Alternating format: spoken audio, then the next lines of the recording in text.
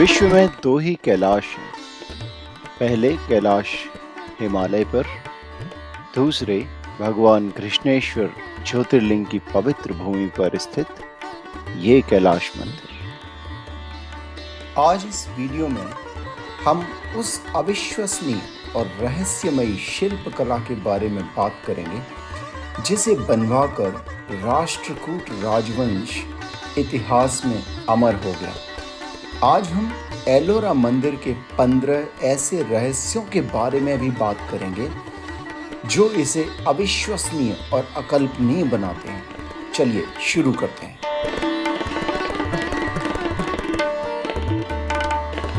इस असंभव निर्माण को देखकर ऐसा लगता है जैसे स्वयं महादेव की शक्ति ने इसे बनवाया, पर सत्य तो यह है कि हमारे पूर्वजों की शिल्पकला ही अद्भुत थी और वो बहुत ही उन्नत तकनीकी का प्रयोग करते थे। एलोरा में 34 केव्स या कहें गुफाएं हैं, जिनमें से 13 से 29 नंबर केव में हिंदू भगवानों की मूर्तियां एवं शिवलिंगम बनाए गए हैं। गूगल मैप पर हम इसे अच्छे से देख सकते हैं। ये सब केव्स एक लाइन में हैं और बीचों बीच है इस पृथ्वी का सबसे अद्भुत एवं चमत्कारिक निर्माण, दी कैलाश टेम्पल। इसी को केव नंबर 16 भी कहते हैं। ऐसा लगता है कि दूसरी गुफाओं में जो शिवलिंग एवं मूर्तियां बनाई हैं वो इसी मंदिर को बनाने का पूर्वाभ्यास था। We can say that those engineers and sculptors were practicing in other caves to create this engineering marvel, and Kailash Temple is their final version, the masterpiece.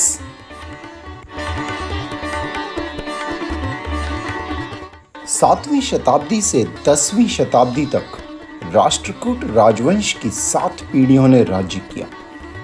महाराज दंती दुर्ग ने इस साम्राज्य की नींव रखी और एलोरा उनकी राजधानी थी, जिसे बाद में मान्यखेत स्थानांतरित कर दिया गया था।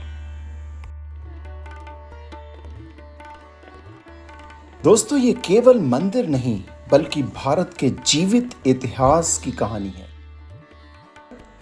सोचिए कि सभी राजाओं ने अपने जीवन में शासन भी किया, युद्ध भी लड़े और ऐसे ही 2 शताब्दियों तक उन्होंने पीढ़ी दर पीढ़ी इन मंदिरों को फंड किया और इनका निर्माण करवाया। 7वीं से 10वीं शताब्दी तक राष्ट्रकूट वंश ने लगभग आधे भारत पर शासन किया।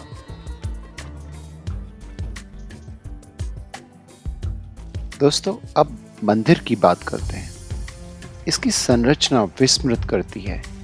4 अलग अलग संरचनाएं हैं मंदिर में, और ये ध्यान देने वाली बात है कि इसे ईंटों से नहीं बल्कि ऊपर से खोद के बनाया है।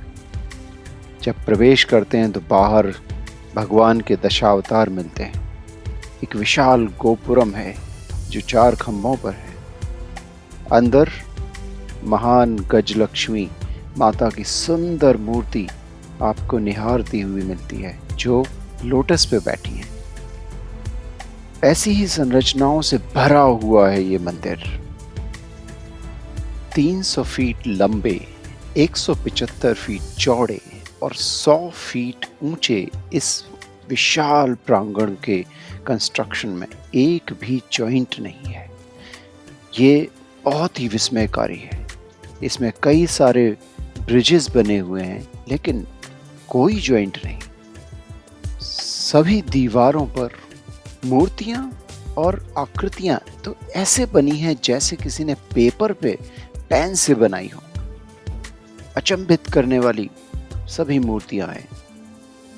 और ध्यान देने वाली बात यह है फिर से कि ये सब ऊपर से नीचे की ओर खोदते हुए बनाई गई हैं। चारों ओर बने गलियारे और ऊंची ऊंची मूर्तियां जिनमें पुराणों की कथाएं हैं, रामचरितमानस का चित्रण है, महाभारत का चित्रण है, ये आपको अचंभित करते हैं। माता गंगा, यमुना, सरस्वती का अवतरण दिखाया गया है। महाभारत और रामायण की विभिन्न घटनाओं को बहुत ही सुंदरता से उन दीवारों पर चित्रित किया गया है। सबसे विस्मयकारी है रावण का कैलाश उठाना, जिसकी वजह से इस मंदिर का नाम कैलाश मंदिर पड़ा। ये बहुत ही अचंभित करने वाला है, देखते ही बनता है। गर्भगृह के नीचे कुछ ऐसा निर्माण किया गया है कि आपको देखने से लगता है कि ये पूरा गर्भगृह हाथियों के कंधों पर है। उसके चारों तरफ बहुत सारे हाथी हैं अलग अलग पोजीशंस में, और जो देखने में बहुत ही मनमोहक लगते हैं। मंदिर के पीछे वाले गलियारे को देखते ही आप चौंक जाते हैं, क्योंकि वहां पहाड़ बिना किसी सपोर्ट के खड़ा हुआ है। उसके नीचे जो पिलर हैं वो बहुत ही अंदर हैं, 80 फीट की चौड़ाई में कोई सपोर्ट नहीं। अब ऊपर चलते हैं, जहां नंदी मंडप, सभा मंडप और गर्भगृह है। सभा मंडप बहुत ही विस्मयकारी रूप से बनाया हुआ एक हॉल है, जिसमें 16 खंबे हैं और एकदम साफ चिकना फर्श है, जो आपको फिर से विस्मित करता है। कैसे यहाँ से पत्थरों को निकाल के इसे बनाया गया।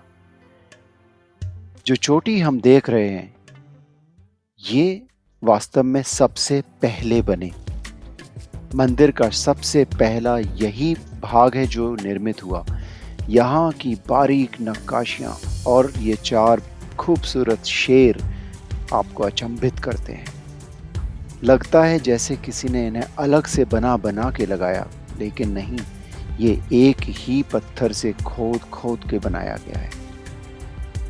कैलाश मंदिर जैसी कठिन संरचना को बनाने का अभ्यास उस वक्त पट्टडकल नामक एक जगह पे किया गया, जो आज यूनेस्को हेरिटेज साइट है। वहाँ पे बिल्कुल ऐसे ही छोटे छोटे मंदिर दिखते हैं, जिन्हें देखकर लगता है कि अभ्यास के लिए ही इनको बनाया गया था। आप ऐसे ही हमारे साथ बने रहिए, फिर मिलेंगे एक दूसरी विस्मयकारी और गर्वित करने वाली जानकारी लेकर। हमारे चैनल के साथ बने रहने के लिए आपका बहुत बहुत धन्यवाद। जय हिंद।